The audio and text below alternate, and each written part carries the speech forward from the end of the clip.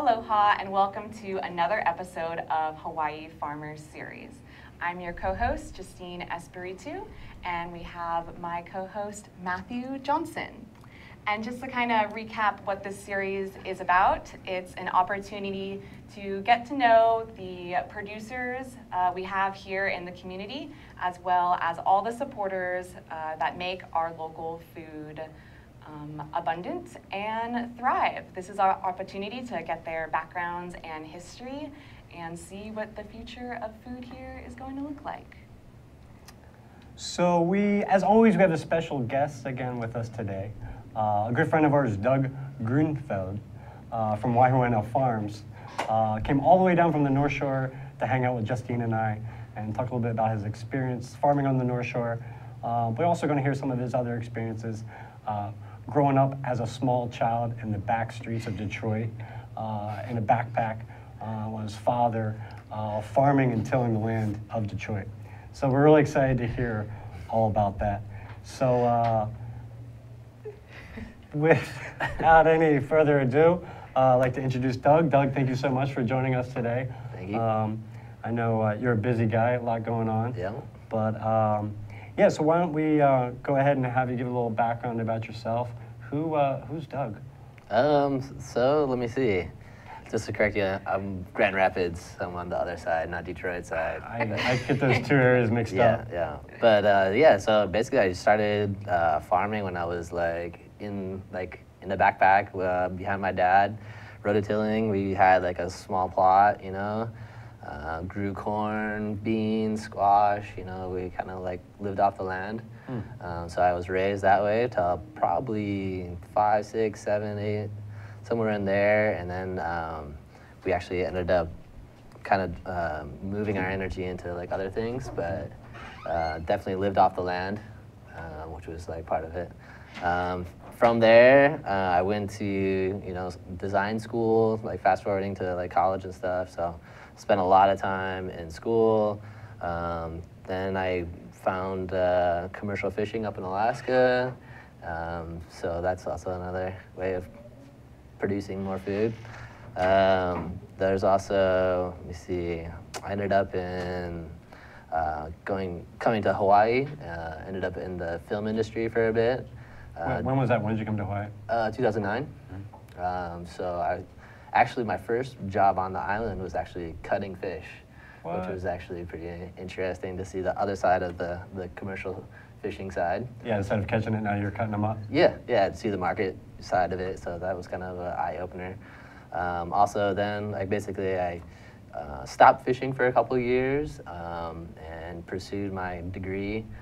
Worked for a couple different TV shows. One was Off the Map, and the other one was Hawaii 5-0.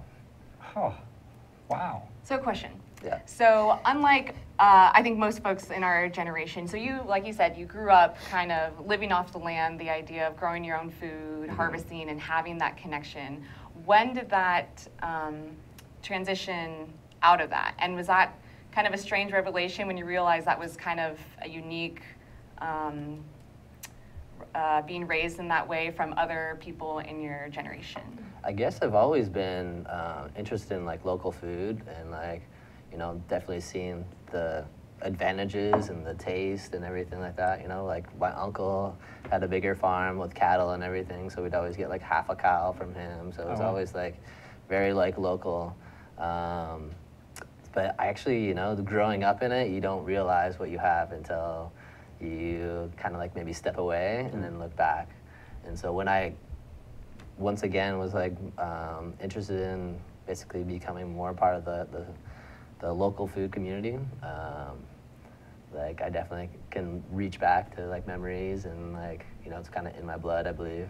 Mm-hmm. Is it interesting then too, this kind of renaissance of that idea of getting back to the land or growing their own food, where I think the folks our age, it's kind of a new idea to us. Sure. And are you kind of haven't you guys been doing this forever? Or yeah, well, I mean, my experience in Alaska, and a lot of Alaskans are very, from the land, and they hack their life out of the wilderness. So as this kind of perpetuated that whole thought inside me. So definitely coming here and seeing the abundance of with the land here, I can definitely see how it can be like very fruitful for all of us to do that. And then did you finish your degree here in Hawaii, or? Actually at Western Washington University. Okay, Yeah. so you came here to do kind of the film production side. Mm-hmm. So then how did you end up going back, or how did you end up at Waihuena? Oh, okay. So I actually, at the end of the, second season for 5-0, I started volunteering at for the greenhouse, Hawaii. Okay, yeah. Betty Guerin, and we were teaching at the IHS, just like gardening classes and stuff like that. Institute for Human Services? Yeah, Institute for Human Services. It's the homeless shelter in town here. And so like from there, I just started like propagating that knowledge again and getting back into it. And I actually came up with the idea of like starting my own edible landscaping company. Okay. And that's where like Hale Fresh kind of came in, and then that perpetuated, and then eventually IHS, Institute for Human Services, got a plot of land over in Hawaii Kai, and I was put in charge of that to start growing, and we had like a 1/4 acre, and all the produce that we grew on there went back to IHS. And I brought the guys and girls from the shelter out there to work, and they got to learn how to like basically tend the land. So you're working with the homeless shelter that's here in town, and then they had a property out in Hawaii Kai. Yeah. So kind of connecting people in the shelter, getting them back onto the land. Yeah. And so you were kind of like the farm manager, helping them get on there and kind of making sure that things kind of keep moving forward. And then what was being harvested, you're taking back, and like the people that were working in the shelter or part of the shelter are then eating the food that they're able to grow. Exactly. Yeah, Wow. there was definitely a very much of a, I don't know, textual thing where like they could go out there and actually pull the vegetable out of the ground, bring it back, and see it in their dinner that night. And that was pretty amazing. It was like almost hard to get them to leave at the end of the day. Yeah. So it was a really positive program for a while. And is that at that point, was it still a volunteer thing for you, or? I was getting paid for this. Yeah. Sweet. Yeah. But it's interesting because I'm interested in folks that, you know, have a job in agriculture and how that balances. So I'm wondering if you could have done that solely, or was the production side job able to complement that to then? The production side? The working with Hawaii 5-0 or the Oh, okay. film. So basically, I had stopped working for Hawaii 5-0 and was just like focused on onto growing food. Okay, so you and, transitioned. Yeah, I transitioned out of it. I mean, I love design, but like I basically got to a point where I was like, I don't want to just sit behind a computer. I need to be out in the field. I need to be outside. So.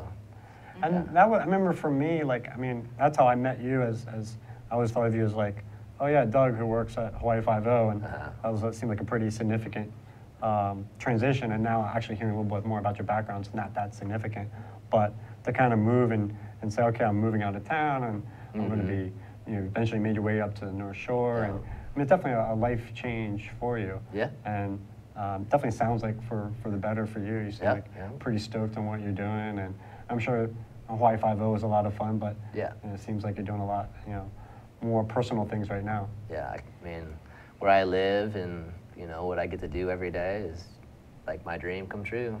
Yeah. But now you've transitioned out of working for IHS and you're up on a private farm up on the North Shore. Yeah, so I'm up on Waihuena Farms. It's owned by the Judd family. Mele is probably the farm manager. Cully Judd owns the property there.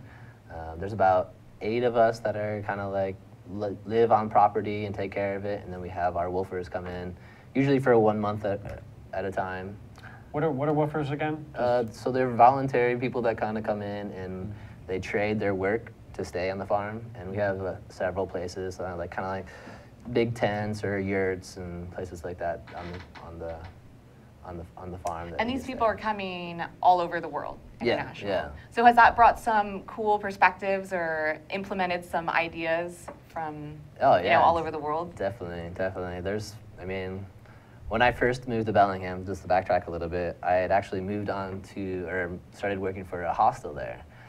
In Bellingham, they have a ferry that goes up to Alaska, and I got to meet a whole bunch of people that, you know, kind of were traveling through from Europe to Australia, wherever, and now I get the same kind of feel, and it's neat. very, very cool. It's like a hostel on the farm. Exactly. Yep. Yeah. A lot of people are kind of coming through. They've already been on their world war, or like traveling around the world. Traveling around like the world, and like this Hawaii's another stop. So Yeah. Cool. And then they stay here. Do you see most people, they've traveled around, have they traveled through woofing? No, actually, it's actually. So what's the I always ask that question. Yeah, the farm experience level of the people like, coming onto the farm. Where did you get the idea to come do this? Yeah. And it's always interesting. Some people have had some farm experience, but a lot of people are like fresh. So North Shore, right near Pipeline. Yeah, right and across the street. I'm gonna go to the farm. yeah. What are some specific, like, I mean, I'm sure you've had some characters come through there. Any like specific characters or type of things that people have brought from the woofing community? We've had some good people. Like, there's definitely been other people that have, been to Costa Rica and like worked on other woofing farms, and they've brought a lot of knowledge. But like, I mean, honestly, like we had this. The one guy was like from the Netherlands, and then the girl was from New Zealand, I believe. And they were like the hardest workers. Never worked on a farm before, but just like solid individuals, and yeah, it was very fun to work with those guys. Neat. That's cool. So what kind of stuff are you guys growing on the farm? We have all kinds of leafy greens, root vegetables, like kale, Swiss chard, carrots, beets, radishes. We do have some fruit trees like limes and oranges. We have avocados, papayas. We try to get into a little bit of the permaculture plants too, with chaya and other things, like the strawberry hibiscus and other stuff that. Give us a brief background on permaculture, because that's a term we've heard a few times before from other guests, but just what's permaculture for you? For me, I mean, definitely it's integrating, like the community, and then also just like understanding what the land wants, and then basically working with the land to create, a more sustainable life. Yeah. Definitely on Waihuena Farms, we try to capture a lot of that permaculture ethics, and then involve the community a lot. We have a lot of community events, and then we also obviously grow a lot of vegetables for our community as well. So it sounds like what you're saying is that you guys aren't just, you're doing a great job farming a lot of different things, but there's other activities happening on the farm. Yeah. So every first Monday we have a big potluck, and we actually have like, I think it's 10 or 12 guys come out for this like jam band, I don't know, blues band that shows up every whatever potluck. And then basically we make a bunch of stuff, the farm does, and then everybody brings a dish, and it's just a way to like get the community together and like realize, what's kind of happening. And so do you guys use that as one sort of revenue stream for the farm, or is that just completely a community event? That's a community event. Open potluck? Yeah. We do have some events, like we've had some like movie premieres and stuff like that. So yeah, that's what we're trying to do, like a little bit of revenue that way. Cool. I definitely want to get into some more information of what it's like to be farming up on the North Shore and some kind of things going on specific to that community. Sure. So we're going to take a quick break and then get right back into it. All right. Thanks. Aloha, I'm Carlos Juarez, host of Global Connections, and I want to invite you to come join us. We cover a range of global issues. We bring a lot of expert opinion. Good job, buddy. A lot of That's issues, awesome. whether they're contemporary events happening in the world or maybe looking at things from a more historical perspective. Global issues, very important for us to understand in this globally interconnected world. Join us here on Global Connections.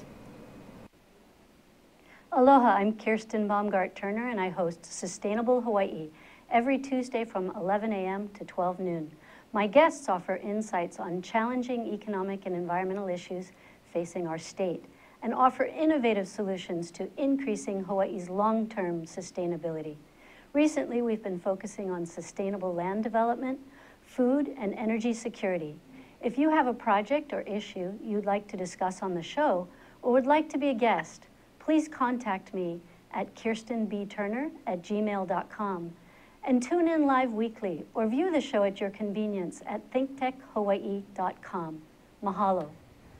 Aloha and welcome back to the Hawaii Farmer Series. I'm your co-host, Justine Espiritu. Today we have my co-host with me, Matthew Johnson, and we have a special guest all the way from the North Shore, Doug. Thank you, Doug, for joining us. Doug G.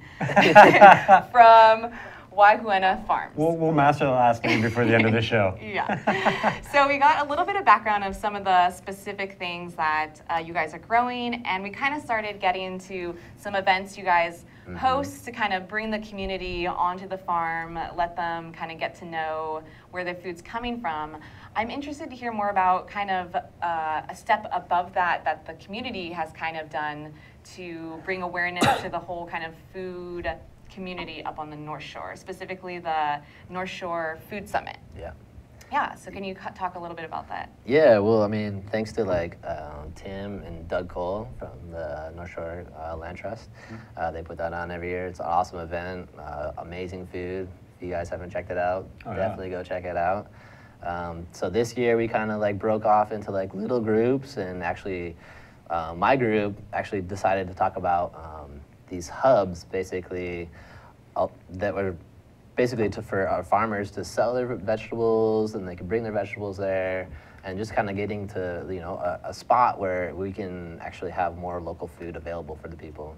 The reason why I came out was that there was somebody coming from Kaneohe, and there was almost 0 places up that side where they could get local fresh food, and there's a lot of farms that side. So anyways, the idea was basically we would, like the farm would only be able to have to travel 5 to 10 minutes. Because even driving from where we are by Sunset Elementary to Haleiwa and back is a long way, and that's hard for a farmer to do that, you know, when you're considering your bottom line. So what do you see these hubs looking like? Describe, like, so it's a physical infrastructure. What would be there? So if I'm a farm in Kahuku and I want to take my harvest somewhere, what's going to be there for me to, what's going to be there to help me? So basically what the group came up with is basically it would have like a commercial kitchen, so you could do some like value-added products possibly, but then it would have like basically a farm stand type of venue where people could come by, maybe have like 1 or 2 employees that are maybe somebody from the farm, maybe this volunteer, you know, basically selling the vegetables. And there's a couple of different places that have kind of started to do that, where they actually do, like, I don't know, from the Big Island, I think that they actually like give you the money right up front when you drop off your vegetables, and other ones do like where you have to come back. It's kind of like consignment deal. And so that would be the challenging thing, is like, you know, kind of working out that deal. Right. Definitely getting paid up front is always nice, for sure. Yeah. So I have a quick question. So when we talk about, okay, and I kind of mentioned this earlier, so when you say like, okay, the North Shore needs like a food hub, in my mind it's like, okay, North Shore needs 1 food hub here, and that's convenient for everyone. But like you mentioned, something it's hard for others to wrap their heads around of, you know, where you're at, like Pupukea to Haleiwa is a pretty far distance. So when you're looking at the North Shore, how many of these hubs do you envision would be needed or effective? Well, I mean, like from Kahuku to all the way to Haleiwa, you know, that's like 20, 30 minutes, at least maybe 40 minutes, you know, I mean, depending on traffic, and then you go to, so I mean, I would think there'd be like at least like 1 towards like Sharks Cove, and then another one even in Haleiwa or somewhere over there. And like, I mean, we're try opening it up to the community too. There's so many people that have like fruit trees in their backyard that, you know, the lychee just goes off. And what are you supposed to do with a tree full of lychee? Well, if you could, you know, take that lychee down and bring it to the food hub and like actually get your $20, $30, you know, like a couple times, you know, whatever for a harvest, like.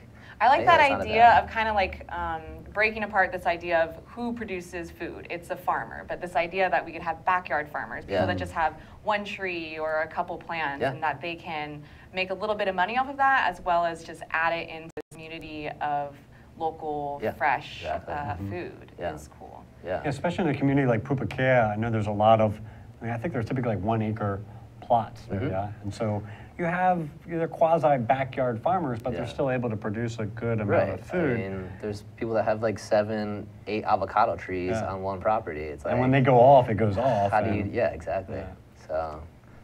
And then talking about that a little bit, can you mention your different markets. You said primarily CSA. Yeah. So could you talk a little bit about that? How many CSAs you're doing? Okay. Who are your CSA members? So right now we have 25 CSA members that come every week, or there's a bi-weekly too. And so basically it's like 20 to 25. Then we also have a whole bunch of stuff a la carte. So we're kind of set up as like a little market. So people can come by, pick up their bag. It's $25, and it's awesome every week. Like we get like a root bunch, you get greens, you get a salad bag, you get fruit usually, some sort of like either bananas or papayas or avocados, something like that. And it's like, you know, it's really generous for sure. And it's Like sometimes amazing. eggs, yeah? Yeah, we have eggs for sale. We have like almost 100 eggs. Is this one of your baskets right here? Yeah, yep, for sure. Sweet. Ooh, what's in the bio bag? That's our salad mix. Oh. So, and then question, I don't know if this is unique to farms that do primarily CSAs. Is that one reason why you have such a diverse amount of crops? Whereas I feel like some other farms or larger farms maybe focus on one or two products. Is that true? Yeah, so right now, I mean, Waihuena Farms is 20 acres. Oh. Right now we have about, I would maybe guess a half an acre to 1 acre that is actually intensively farmed, and that's all these small plots, basically these, and that's highly turned over. Right now, I've been developing a whole nother acre or so by basically moving my chickens through this whole patch land, and then sheet mulching, and then letting it sit, and now I'm putting in more rows.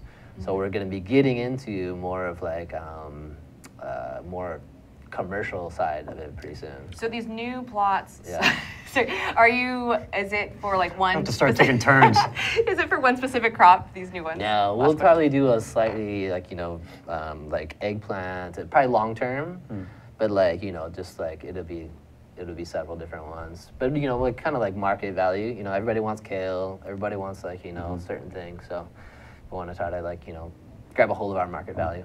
And it's cool too with the CSA option, you have an easy access to try out new products because you have those 25 bags you have to fill. Yeah, and every week we usually have something different. You know, like this past week I think we had fennel was our unique item of the week. So yeah, we try to keep it original. Yeah. So. One thing I want to go back to that you mentioned, we were talking about when you're going into a new field, you're like, yeah, I just bring over my chickens. And you didn't really elaborate on that. Like, like. Are these like your pets or what? When you say bringing over your chickens, like what's going on there? Okay, so basically this field was, because originally the whole farm was like a horse ranch, like / cattle ranch, before it was owned by the Judd family. So, so basically this field was a bit, like all like trotted down. It was solid, and basically like what I did is I put the chickens in. They scratched it up, and then when I put the mulch on top, I created like all this like dynamic whatever bugs coming up and microorganisms going down, and it loosened up the soil amazingly. And now it's just like this fertile, like great land that we can. Before I couldn't even get the tiller through it. It was just bouncing off. It was like just like hard pan. So now it's nice and lush. Nice. Yeah, so it's ready to go.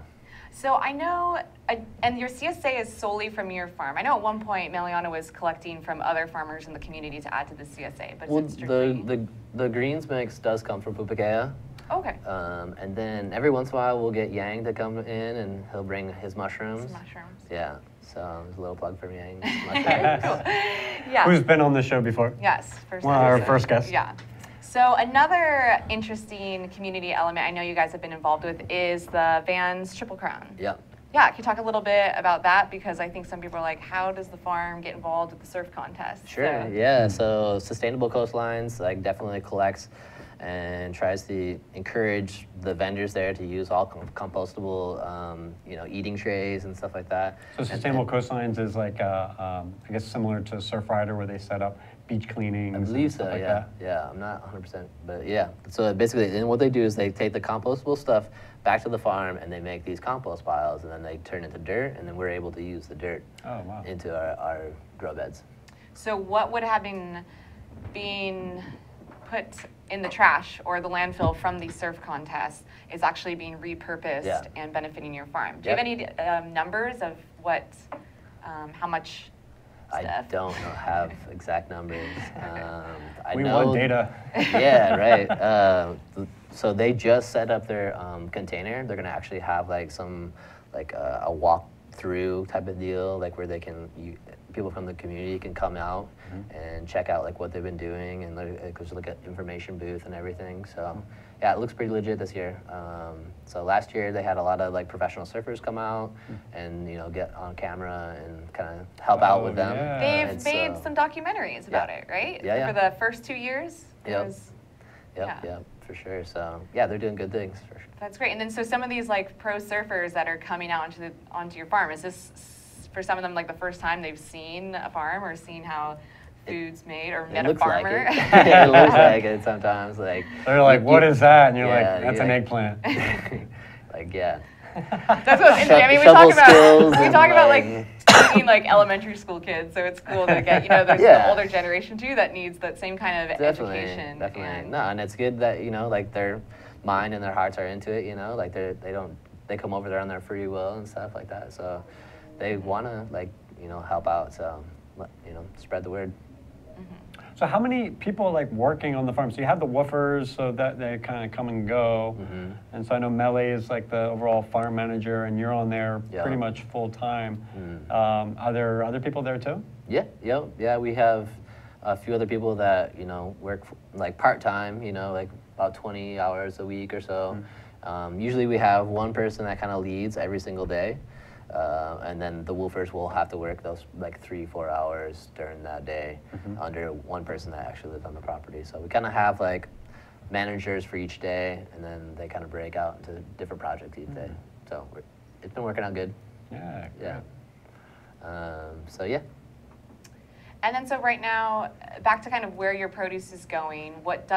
Is there always excess outside of the CSA, and where does that go? So that gets sold a la carte, and Right, the kind of yeah, we pretty much sell out. It's pretty impressive. Like we have Aloha Talsi. She has a food truck also up on the North Shore on Kahuku side, and she comes in and like cleans us out. Like she brings a lot of that food back to her food truck.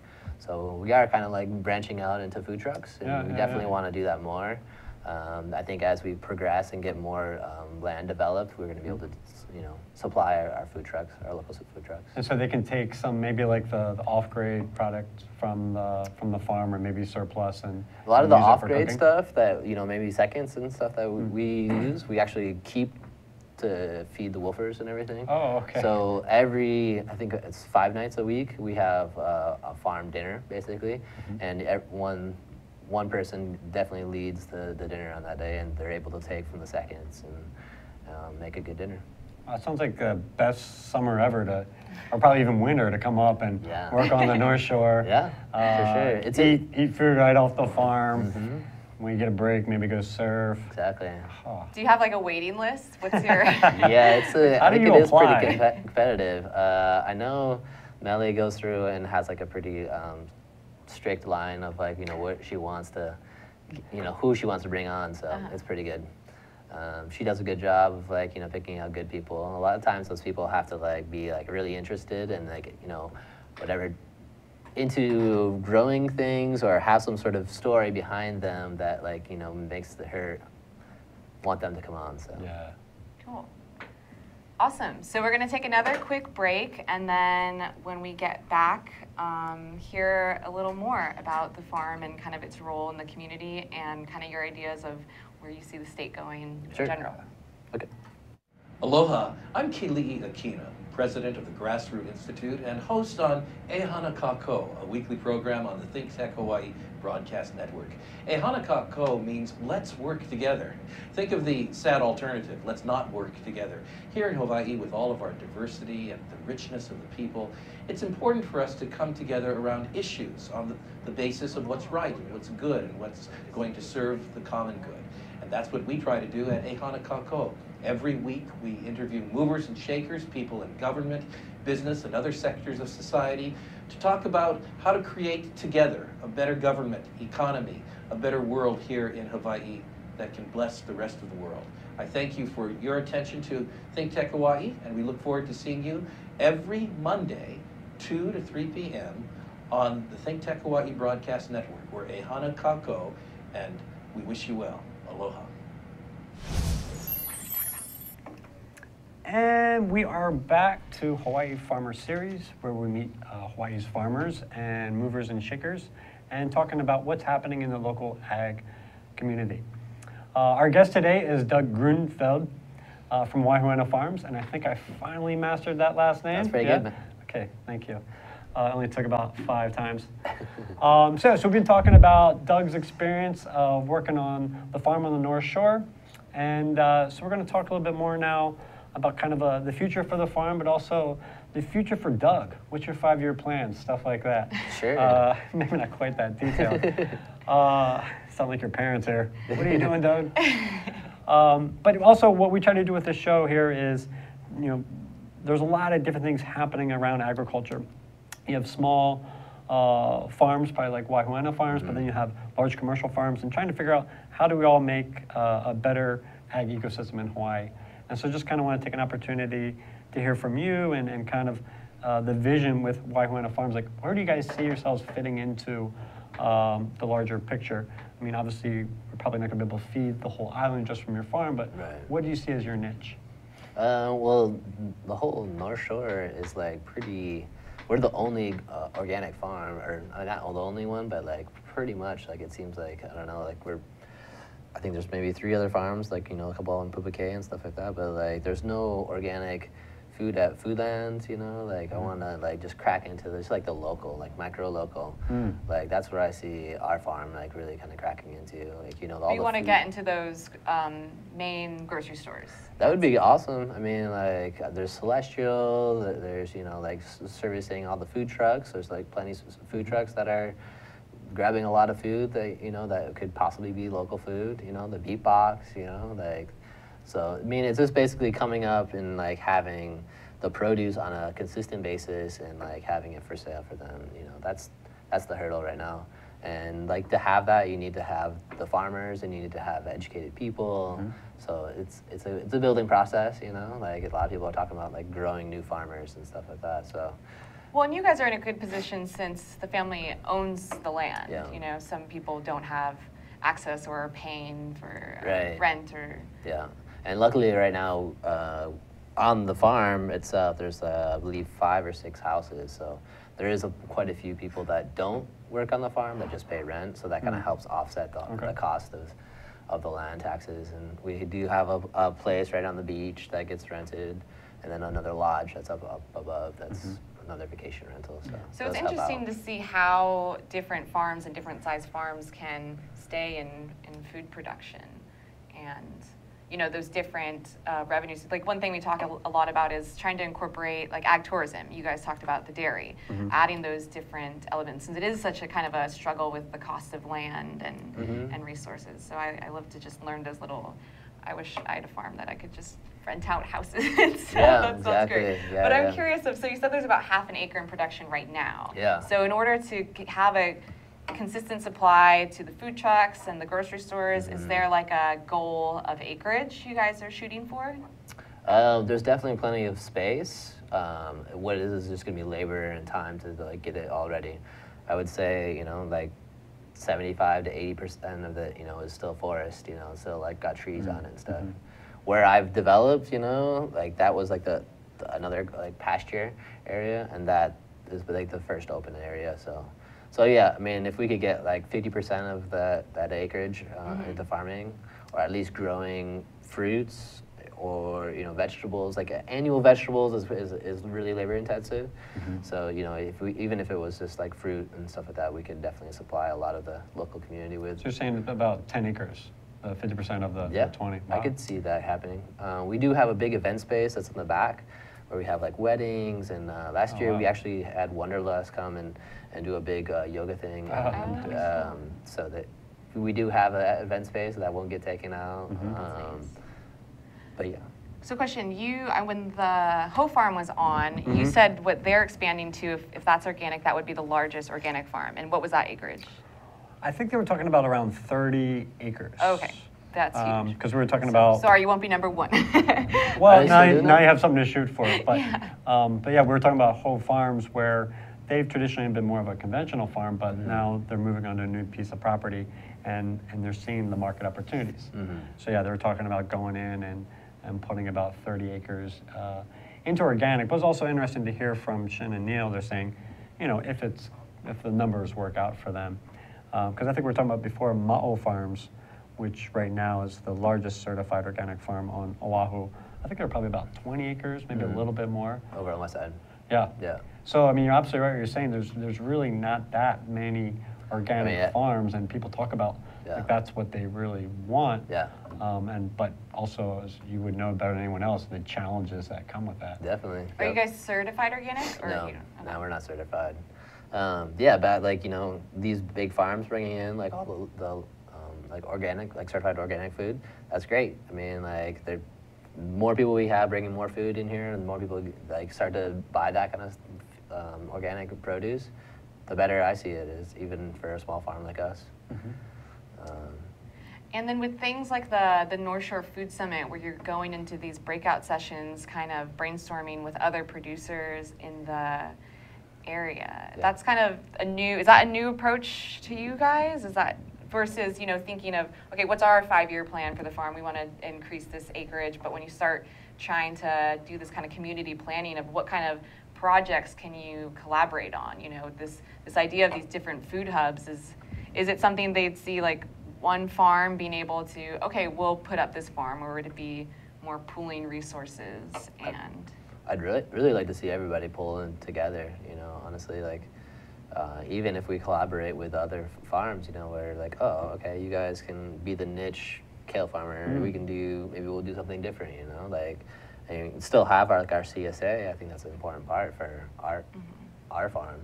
But, you know, like, as we get into like a more commercial aspect, I think, you know, more niche, if that's something that, you know, the community needs, and maybe that we can like fulfill for our scale. And yeah, I was going to ask about, like, you're talking about, you know, eventually maybe being able to provide for a place like Foodland, which is definitely the largest market on the North Shore. Have you spoken to them, or have you thought about like what is it going to take, and maybe it would be kind of like that who we were talking about, to be able to consistently supply to them? Yeah. No, I mean, I haven't personally had any conversations with Foodland, but I'm sure they'd be open to it. I know I see like local bananas there, so it's not like out of reach at all. Yeah. So yeah, I mean, that's something that, like, I think farther down the line, when we get the produce and get the land prepared and going. What if Foodland approached you right now and said, can you take 5 acres of your 20 right now and produce this for us? That idea of that, like, guaranteed market. With like a contract. Yeah. Could you, if they just approached you today with that? Too bad Foodland isn't on the show with us right now. I bet they're watching. And we could have the contract and have them just sign it right there. Making things happen. Is that something, or is that the way that could happen, or would it be like you guys would scale up and then reach out to Foodland, or can it happen either way? I prefer growing slowly. I mean, I feel like, you know, if we get over our heads, we're gonna, like, you know, get frustrated and kind of like lose our passion. So I think growing more organically is better. If they wanted like 5 acres or something, I don't know if I'd jump all over it right at this point. Okay, that's interesting, of that idea of trying to keep in mind your sort of why you're doing it versus, I've always kind of had this, not conflict, but farmers that are just going at it from a business perspective, that are like, you know, you grow what's going to make you money. And there's a different angle to that of what you're doing. Yeah, it's beautiful. And it's so diverse. Yeah, we definitely love to support our community. You know, eating healthy and growing healthy food just makes everybody better. Makes you feel better and makes you more happy, and especially when you can share with your neighbors. What your favorite thing to grow, Doug? I like kohlrabi. Kohlrabi? Yes! Yes, it's like crazy alien tentacles and it's purple. What is kohlrabi? That sounds like an alien life Martian thing. Yeah, it comes in a few different colors, but it basically comes out of the ground, and then it's like this ball. Oh, I think maybe. Was there a picture? Maybe, I don't know. Maybe Zuri can just pull up a picture of a kohlrabi for us. She's pretty quick, but. Cool. So anyways, yeah, That's a pretty fun one. Is that kohlrabi? And here's the kohlrabi. Wow, I do like kohlrabi. They're imitating it. That's kind of like the kohlrabi tentacles a Yeah. little bit. Yeah. Yeah, I think they just saw a kohlrabi and they're emulating that. Exactly. Cool. Do you guys bring any schools onto the farm? Yeah, we do. Sunset Elementary is like literally right next to us. So we bring them on board. The kids come over. There's Future woofers. summer camp. Yeah, sure. Why not? You know, like we've had summer camps and day camps and stuff like that. They come over and you know we do a little farm tour and a little like you know stations where they get to like check out you know the tomato house and like. Go see the goats and the chickens and stuff like that. Just kind of like, you know. Go play the weeding game. Yeah, you Kids can. love that game. Definitely. I mean, as I was growing up, like, I realized where vegetables come from and what it takes to grow vegetables. A lot of people nowadays, I don't think, have any clue where vegetables come from or, like, how to grow vegetables or, like, you know, how, like, you know, these things come to our plate. You know, they just take that for advantage. So bringing kids out there, it's an awesome way to like make sure that you know the next generation can see. Yeah, I do feel like there is a recent push with like Kokua Foundation and Farm to School Network. Do you think in the next like generation or so that we can bring that back to them with what's kind of trying to be institutionalized at the moment? Yeah, I believe so. Definitely. I mean, that's like the next generation. So definitely teaching our kids like that, you know, food is important and chemicals in our food aren't necessarily that great. Yeah, because you're starting to see like I know like universities or you're having more opportunities for like sustainable agriculture. It's like definitely like the cool thing to get into, and we were talking about that before. So yeah, I mean hopefully like these kids that are going like with the Kokua Foundation, you know, where they're being introduced to it as this fun and exciting thing to do in school, the next level of education for them. Hopefully, you know, they're going to these type of programs, and then the next level of woofers, you know, aren't showing up with, you know, no background or really, which is fine. But if you actually had a woofer show up, they're like, oh yeah, I have a degree in sustainable agriculture, and I have my own, you know, 2-acre farm back home that I just left to come hang out on the North Shore for a while. I mean, that'd be great. Yeah, yeah. I mean, like the biggest thing I learned when I was back at IHS is like, you know, like people coming from wherever, you know, Samoa or Micronesia and stuff, like they grew up with all these skills, like, you know, how to propagate a banana tree. Like whenever somebody else like had like a little bit of skill to like share, like I was like, you know, all ears. So there was like, you know, like definitely like if somebody shows up with a boatload of knowledge, like that's great. Everybody just comes running and like teach us. Yeah, for sure. I mean, like if you have something more that, I mean, I love to like tell everybody what I know, and like I've been studying it for years, and I definitely like share the knowledge.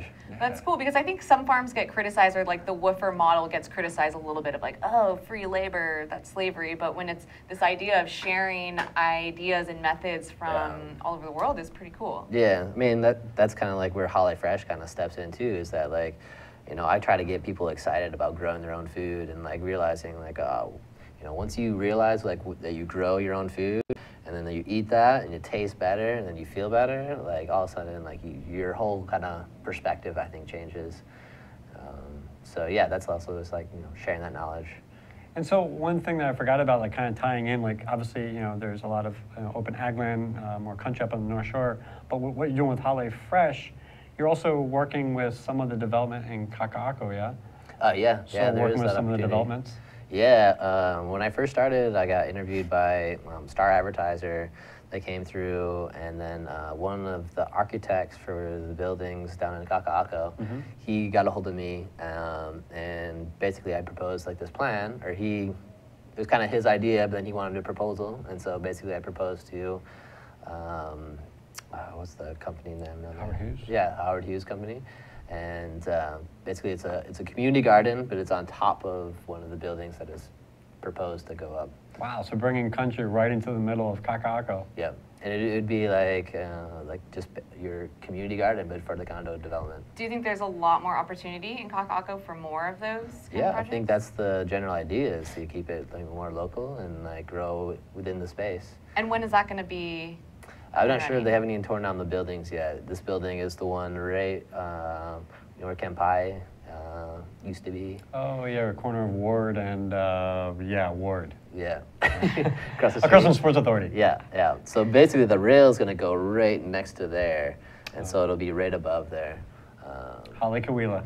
Nailed it. There it is. Yeah. Can't say my last name, but. What are you talking about? I said it so well. Yeah, I'm gonna try. So anyways, yeah, so hopefully that happens. I'm looking forward to that project. That'll be a huge project. And that kind of ties in with what you're talking about with IHS, because I know you were working with them on that plot of land out in Hawaii Kai. Yeah. But they also have a pretty cool rooftop garden there as Yeah, well. so I helped design that one as well. Cool. So that we had like tables, there was the whole aquaculture up there. Then we had the sock gardens, and then we had some like raised beds in it as well. So that was interesting to also to help design. And I think I haven't been to it in a couple of years now, but hopefully it's going well. I was there a couple weeks ago. It looks great. That's awesome. Yeah. So do they put up more fish, Yes. more tables and ponds and everything? Yeah. So I think we're out of time. But it's so awesome thank you so much for coming down here, and it's great to hear your perspective of this community you have up on the North Shore, but also cool to hear what knowledge you're bringing and implementing into the cities, because that's kind of the direction things are going and how that integrates and fits together. So thank you so much for Thanks, Doug. coming down and being a part of this. Yeah, thank you guys. Yeah. Yay.